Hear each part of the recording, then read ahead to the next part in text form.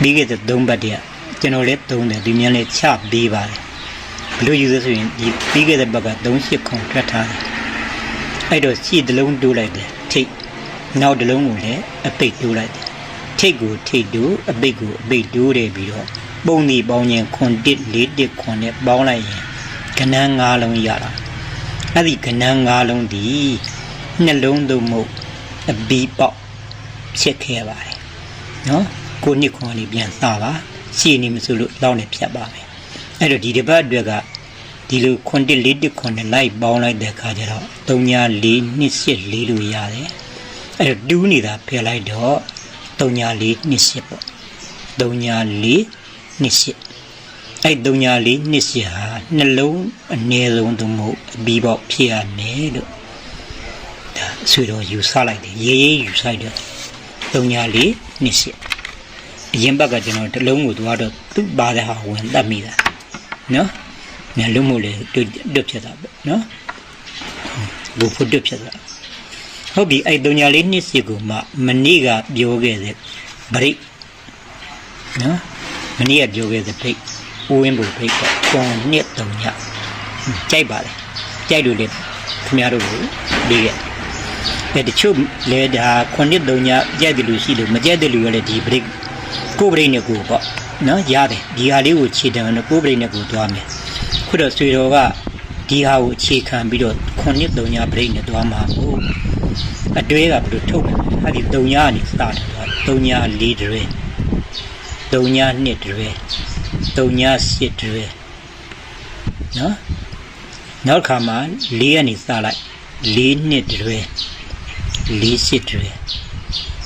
ပြီးအဲ့တော့ဒီမှာ2ကနေစလိုက်2 8တွဲ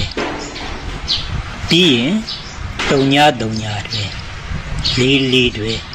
2 2တွဲ8 8တွဲလို့ဒါအတွဲ10တွဲယူရမှာ10တွဲ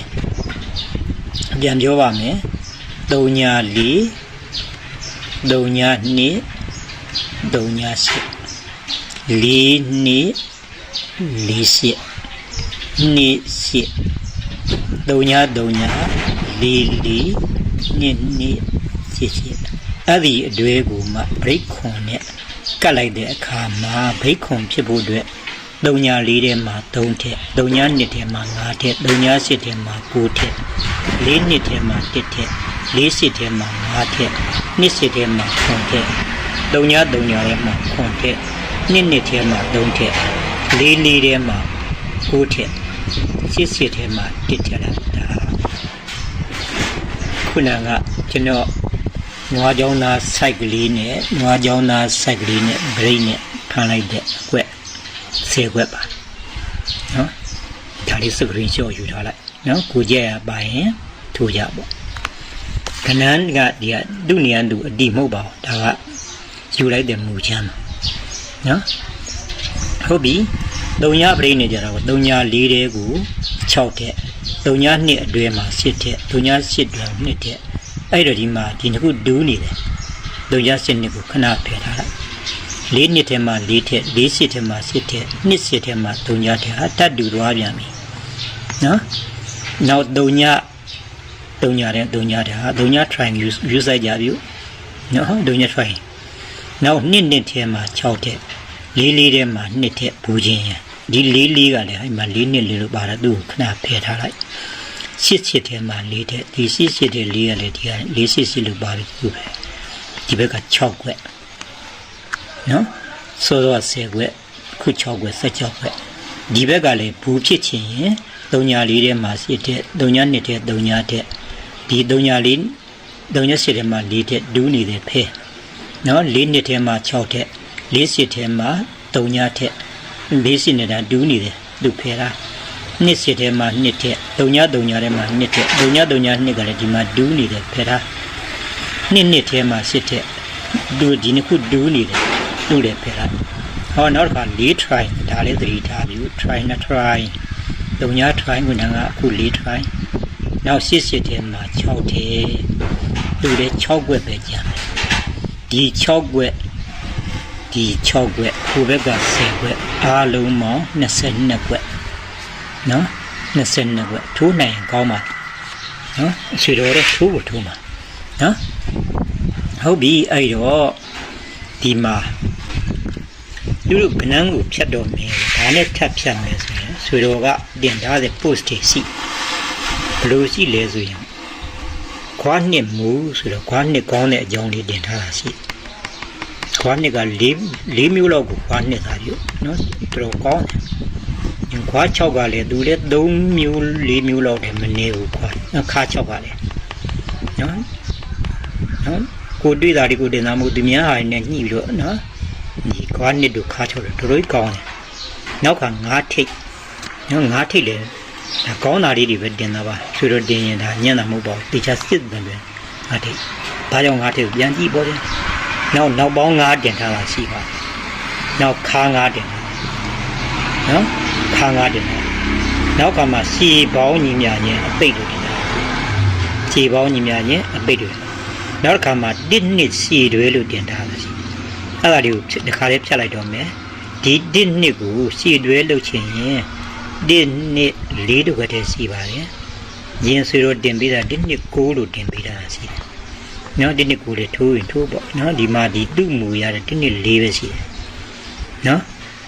ဘူးဖြစ်ချင်လို့1နှစ်ခွန်ဆိုရင်ဟိုဒီဟာနဲ့မကြိုက်တော့1နှစ်ခွန်နော်1နှစ်ခွန်နှလုံးမပါတော့နော်နှစ်ချွန်မှု1နှစ်9လို့လုပ်ချင်လို့ရှိရင်နှလုံးမပါတော့1နှစ်4တစ်ခွက်ပဲကြိုက်နော်ဟုတ်ပြီအဲ့ဒါဖြတ်ထားပြီနောက်တစ်ခါမှာ break ခွန်ခါ9လို့တွဲတင်ထားတာရှိပါလေနောက်ခါမှာအဲ့လိုတင်ထားတာရှိတဲ့အတွက်ကြောင့်ဒီမူတွေနဲ့ကျွန်တော်အကုန်ဖြတ်တော့မယ်ဖြတ်လိုက်တဲ့အခါမှာဘယ်သူရလဲဆိုရင်အဲ့ဒီ4 5 6ကလေးကိုကျွန်တော်နော် the best number လို့သတ်မှတ်ချင်တယ်4 5 6 the best number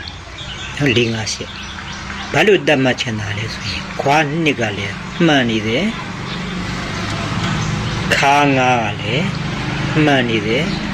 နောက်ပေါင်း3တင်မှုပါသေးဘယ်ပါလိမ့်မယ်နောက်ပေါင်း3ဟမ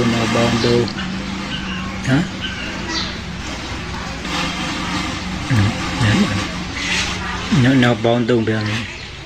နော်နောက်ခါမှာနောက်ပေါင်း3လည်းမှန်နေတယ်နောက်ခါမှာခါခွားနှစ်လည်းမှန်တယ် break ခွန်လည်းမှန်တယ်သူ့ကိုကျွန်တော် special trust လုပ်ချင်ပါလေအဲ့မှာတို့လှန်လိုက်ရင်လည်းအတူတူပဲရှင်9လေးလိုက်တာတို့ကနောက်ပေါင်း3မဖြစ်တာနော်ဒီမှာနောက်ပေါင်း3ကသူမဖြစ်တာသူ့ကို favorite ထားသူ့ကိုလှန်လိုက်နော်9ထိပ်နဲ့ယူရင်လို့ရှိရင်ဒီမှာ9 4နဲ့9 4 8ရှိသေးတာပေါ့ဗျာ9 4ပါသွားပြီ9 4 8ပါသွားပြီနော်အဲ့တော့9 4 8နဲ့9 8 4လေးတဲ့ဒါထိုးတင်တာဟုတ်ပြီနောက်ထပ်ဒုတိယဘာကျဲတဲ့3 5နှစ်နော်ဒုတိယအကြိုက်နော်ဒီဒုတိယအကြိုက်လို့ဘာလို့ပြောလဲသူ့ကိုတော့တိုးတယ်စီကိုတိုးချင်တယ်အကြိုက်ထဲတော့ထည့်ထားတယ်တိုးတယ်စီနော်3 5နှစ်နဲ့2 5တယ်ဘာလို့တော့ဆိုရင်ဒီဆွေတော်တင်ထားပြီးပါပြီဒီတနစ်စာပေးတယ်နေ့9 3ညဆိုတော့ပေးတယ်3နန်းကူးနေတယ်နော်3ည5နှစ်ဆိုလေ3နန်းကူးနေတဲ့တယောက်သူ့ကိုဘယ်တော့ဘယ်နေရသူ့ကိုတင်တော့ထိုးပေးပါအကြိုက်ဆိုးနဲ့မှာတော့ပါတယ်ဒါပေမဲ့သူ့ကိုရှော့ထိုးအောင်နော်9 4 8ကိုတော့ဒီမှာ9 4 8ခုန4 5ကတော့ကျွန်တော်တို့ဆိုတဲ့နေဗျာ4 5 8ကတော့4 5 8အဲ့နဲ့3နန်းမကူဆိုတဲ့နေ4 5 8နော်မိမှာဆိုလို့နော်4 5 8ဟုတ်ပြီဒါအကြိုက်တွေကိုရွေးပေးနေတယ်ဒါလေးမှတ်လိုက်နော်4 5 8အကြိုက်ဆုံးမှာနော်8 5လေးလို့လည်းထိုးထားပါနောက်တစ်ခါမှာ9ထိပ်ဖြစ်တဲ့အတွက်ကြောင့်9 4 8နဲ့9 8လေးလေးထိုးတင်ပါလေ3 5နှစ်နဲ့2 50ကတော့နော်ထိုးတယ်စီုံလေးနောက်ထပ်ဒုတိယအကြိုက်ဆုံးလာမယ်ဒုတိယအကြိုက်ဆုံးဘာလဲဆိုရင်4 6နှစ်ပြနော်4 6နှစ်ဘာလို့4 6နှစ်ကျက်တာလဲထိပ်စီးကို8နဲ့ပေါင်းလိုက်ရင်အသိရတယ်ဆိုရင်မူထိပ်စီးကို8နဲ့ပေါင်းရင်အသိရတယ်ဆိုရင်မူရှိတယ် နောက်တစ်ခွင်ခါ6ဆိုတဲ့မူရှိတယ်နော်အဲ့ဒီမှာ4 6နှစ်ပေါ့ဗျာခါ6ထိပ်သီးကို8နဲ့ပေါင်းလိုက်တော့4ကို8နဲ့ပေါင်းတော့2အဲ့ဒီကြောင့်ဒီ4 6နှစ်ကိုကျွန်တော်ကြိုက်တယ်နော်ဟုတ်ဒီကချက်သူ့ကိုကြတော့ကျွန်တော်နည်းနည်းလေးအားလိုက်ပါဘလို့အားမဆိုရင်4 2 6နဲ့2 4 6လို့ထပ်တော့အားပေးပါသူ့ကိုတင်ထိုးပြီးတော့သူ့ကိုပါတယ်ရှိအောင်ပေါ့နောက်တစ်ခါမှာဘာကြိုက်သေးလဲဆိုရင်640နဲ့460သူကဘာလို့640ကြိုက်ဆိုရင်စီပေါင်းညီများချင်းအပိတ်နဲ့နော်အဲ့တော့ဒါဆွေတော်ဖြတ်မဲ့ကဏ္ဍတွေပါ